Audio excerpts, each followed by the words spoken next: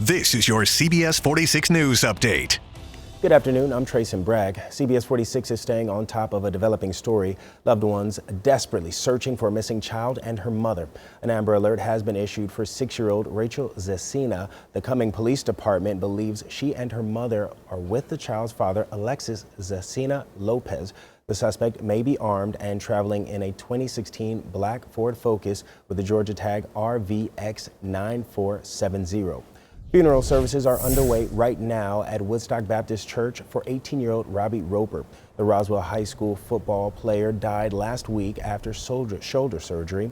The senior had multiple college football scholarship offers. The University of Massachusetts and Morgan State University are two of those. Atlantans will have to find another way to ring in the new year. Underground Atlanta tells us the Peach Drop has been canceled due to rising COVID cases. This marks the third year in a row the event has been canceled. Atlanta's own Goody Mob and Grammy Award winner Ashanti were scheduled to perform. We'll have more on this story on CBS 46 News at 4. Flight cancellations caused by spreading COVID cases stretching further into the week. So far today, more than 2,000 flights have been canceled worldwide due to the surge in Omicron variant COVID cases. Since Christmas Eve, more than 9,000 flights have been canceled, according to the tracking website FlightAware. Some of the world's best athletes are also catching and spreading COVID. Monday, the NFL reported 106 players entered its COVID list. That nearly doubles the previous single-day league record.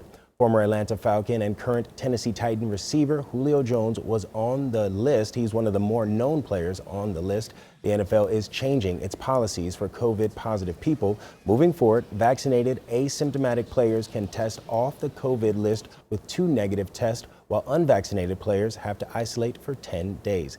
Now let's get the very latest in today's weather with Rodney Harris. Yeah, some changes are coming, Trayson, as we go to the rest of your Tuesday. Some isolated scattered showers will continue in metro Atlanta and North Georgia, but the coverage will only be about 20 to 30%. And then as a cool front moves in on Wednesday, at least it gets close to North Georgia. So we'll get a little bit of heavier rain starting to move in to Northwest Georgia early on Wednesday morning at about 3 a.m. And then it'll slide into metro Atlanta by 8 or 9 o'clock in the morning on Wednesday. So keep that in mind for the morning commute. The scattered rain will continue throughout the day on Wednesday, and while it will mostly be rain, there is the potential of an isolated strong storm throughout all of North Georgia, with the primary threat being damaging winds. That does include Atlanta, which is under a level 1, the lowest risk of an isolated severe storm. As you go west of Atlanta and north of Atlanta, from Carrollton to Canton to Rome to Ellijay, your risk is a little bit higher, so we'll be watching that for you throughout the day on Wednesday.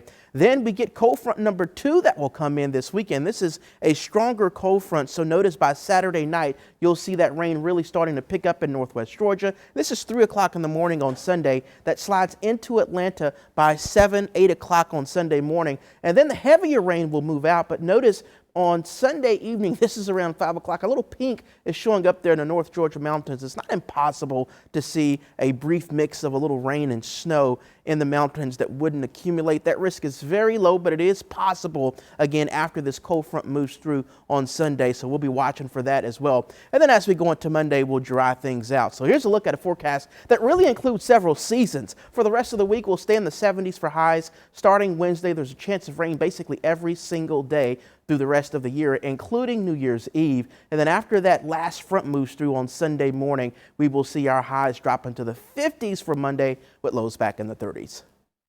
This has been your personal news update from CBS 46 News.